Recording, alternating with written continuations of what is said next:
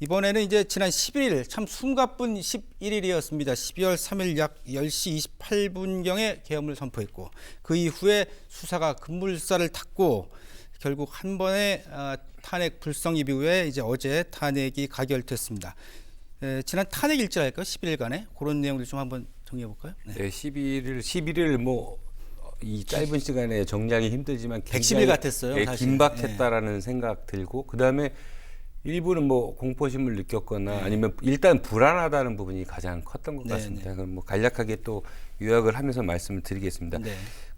12월 3일이었죠. 그때가 윤석열 대통령이 비상계엄을 선포를 했고 그때부터 이제 전국 대혼란이 됐습니다. 가장 그 결정적인 계기는 계엄군이 국회랑 선관위를 진입했다는 부분이었고 또 정치적 충돌이 우려되면서 커졌고 그리고 나서 이제 12월 4일 새벽이었죠. 국회가 계엄 해제 결의안을 가결하면서 선포는 무효가 됐고 윤석열 대통령이 비상계엄 해제를 선언했습니다. 그리고 야 6당이 윤 대통령 탄핵 소추안을 전격적으로 제출하면서 탄핵에 대한 이제 이슈가 점점 불거지기 시작했습니다.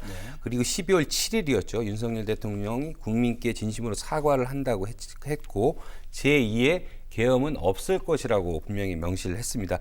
근데 이때까지도 그 제2계엄에 대한 그 의혹이라든가 이게 불거지면서 또 국민 불안은 그때도 역시 가중이 됐던 게 사실이고요. 국정 운영은 우리 당과 정부가 함께 책임지고 해 나가겠다고 했고 탄핵 표결을 앞두고 찬반 집회가 전국적으로 확산되는 분위기였습니다. 그리고 마침 윤 대통령 탄핵안에 대한 거는 의결 정족수가 미달되면서 투표가 불성립이 됐습니다. 일단 그리고 12월 12일 윤 대통령이 2차 대국민 담화 이때가 이제 좀 결정적인 계기였다고 생각을 하는데 광란의 칼춤이라는 말이 있었습니다. 이건 마치 망나니가 예전에 이제 목을 치기 전에 그 춤을 추었던 그 언어인데 그때 당시 아마 광란의 칼춤이라는 언어 자체 그 워딩을 대통령의 입을 통해 들으면서 굉장히 불안했다는 사람 아니면 이게 어떻게 국정의 제1인자 입에서 나올 수 있는 언어인가라고 하면서 그 워딩 자체에 대해서 굉장히 깜짝 놀랐다는 사람이 많았고 그 민심이 결국 그 말을 듣자마자 여의도로 튀어나왔다는 사람이 많았다는 걸 보면 그게 좀 뒷받침하지 않나라는 생각이 들었고요. 12일 윤 대통령의 담화 이후에 그때도 탄핵 수사에 당당히 맞설 것이라고 했고 야 6당은 탄핵안을 재발의하게 됩니다. 그리고 전국은 다시 초긴장 상태에 이르렀고 12월 14일이죠. 어제 윤석열 대통령의 탄핵안이 힘겹다고 저는 표현을 하는데 일단은 가결이 됐습니다. 윤종화 기자가 보기에는 이제 11일 동안의 어떤 여러 가지 이 과정 가운데 좀 어떤 부분이 인상적으로 남습니까? 사실 이제 11일간의 비상계엄 당시에 윤석열 대통령은 자기 입장이 확고했고요. 민주당 야권의 입장도 확고했고 윤석열 대통령은 이 긴급 계엄, 비상계엄은 정당했다. 계속 그 입장을 유지했고 민주당 등 야권은 이 비민주적인 윤석열 대통령 퇴진하라 이 입장 확고했거든요. 그런데 국민의힘의 경우에는 11일 동안 굉장히 많이 입장이 바뀌고 굉장히 바쁜 상황이었습니다.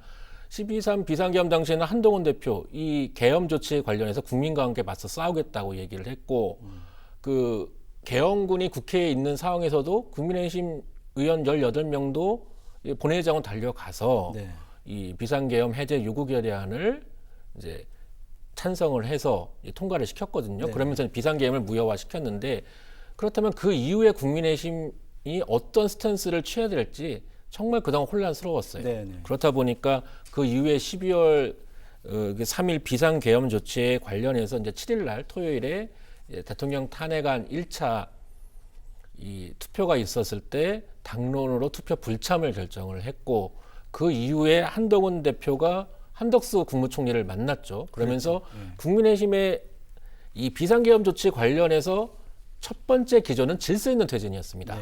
이 비상계엄이 부적절하고 윤석열 대통령의 정상적인 직무 수행이 불가능하다. 하지만은 탄핵은 안 된다. 이 질서 있는 퇴진, 즉 임기 단축을 포함해서 대통령이 자진 하야를 하고 그래서 TF까지 구성해서 2월에 퇴진해서 5월, 4월, 5월 대선을 추진하는 방안 이런 방안도 내놨잖아요. 그러면서 한동훈 대표가 어떻게 보면 1987년 노태우의 길을 한번 반추해봤다고도 생각이 듭니다. 그러니까 이 전두환 군사 독재에 맞서서 87년 이제 민주 항쟁이 일어나고 결국에는 이제 대통령 직선제를 민정당도 받아들일 수밖에 없었거든요. 네네. 그 당시에 이제 민정당 노태우 총재가 6.29 선언을 통해서 직선제 개헌을 받아들이면서 예.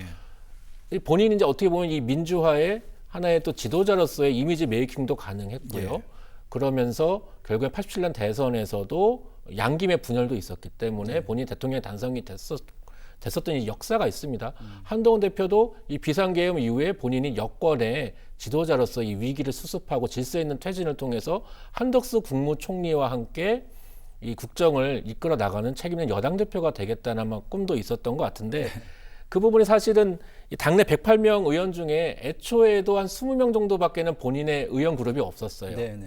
그렇기 때문에 친윤계에서는 대통령 비상계엄에 관련해서 부적절하다고 얘기하면서도 이것이 탄핵 사유가 아니라는 입장을 일관되게 유지를 했거든요. 네. 그러면서 한동훈계 의원이나 소장파 의원들이 우왕좌왕했던 면이 많습니다. 이를테면은 5일에 김재섭 의원 등 5명 소장파가 임기단축 개헌을 요구하고 탄핵 찬성을 할 수도 있다는 시사를 했었거든요. 네네. 그러면서 우리는 행동을 통일하겠다라고 입장을 보였지만은 12월 7일 1차 투표 때 그 5명의 소장파 의원 중에 투표에 참여한 의원은 김혜지 의원, 김상우 의원 2명이었고 네. 또 2명 중 한 분은 찬성을 했고 한 분도 반대를 했어요. 네. 이런 혼란한 이 소장파와 이 친한계의 움직임 때문에 이 친윤계 주류의 이 당내 장악은 계속 강해졌고요. 어제 대통령 탄핵안이 가결된 순간에도 이 친윤계가 주류이고 당을 장악했고 사실은 이제 한동훈 대표 체제가 사실상 현재 붕괴된 상태거든요. 네. 그렇기 때문에 이 여권의 그동안 11일간의 혼란스러웠던 상황, 한동훈 대표는 그 비상 상황을 수습하고 여권의 주도권을 잡겠다고 했지만은 그러면서 탄핵 가결 찬성이냐 반대냐 본인이 제대로 입장도 표명을 안 했었어요. 예. 이 혼란한 상황에서 결국 여권에서의 한동훈 체제가 붕괴되는 이 결말을 맞게 됐다. 이 11일간의 이 국민의힘의 스탠스를 보면은 참 하루하루 그 자막 속보를 보면서 국민 여러분도 도대체 정확한 입장이 뭘까 가장 궁금했거든요. 네. 아마 내일 이제 국민의힘에서 의총을 연다고 하는데 한동훈 대표가 현재 이제 사퇴를 거부하고 있는 입장이거든요. 그렇죠. 예. 그렇지만 현재 이제 이 선출직 5명의 최고위원 모두 지금 이제 사퇴 의사를 밝혔기 때문에 네.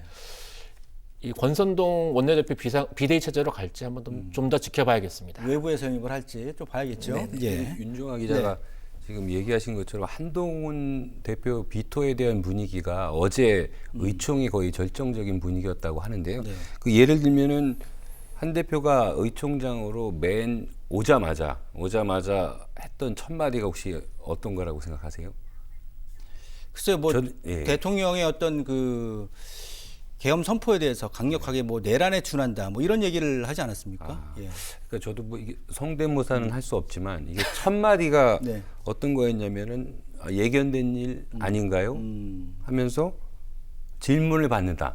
이거였답니다. 그러니까 저는 이 당 대표가 의총장 와서 첫 마디가 예견됐던 일 아닌가요?라고 네. 얘기한다는 거는 이 나머지 의원들 입장에서는 아마 심정이 어땠을까요? 이거를 당 대표가 할 얘기인가? 네. 아니면 이게 설령 예견됐더라도 저는 그게 의총장에서 첫 마디는 어떻게 보면 한 대표의 사과로 시작을 하든지 아니면은 어쨌든 당 대표로서 적절한 워딩이 분명히 있을 텐데 그렇게 얘기하고 나서 이제 아마 분위기가 굉장히 삭막해졌고 거기에서 아마 이제 거수로 표결까지 하면서 한 대표에게 반대하는 사람 말 그대로 손 들어라 했을 때 90명 중에 70명이 손을 들었답니다. 물론 이게 이제 뭐 내일 의총에서 분위기가 이어가서 한 대표의 뭐 사퇴로 이어질지는 모르나. 네. 근데 아마 가능성은 상당히 높겠죠. 네. 그러니까 그런 만큼 저는 이게 아까 당 대표의 한동훈 대표의 그 오락가락하는 거를 윤 기자가 얘기한 게 어느 정도 계속 이어가다가 어제 또 결정타로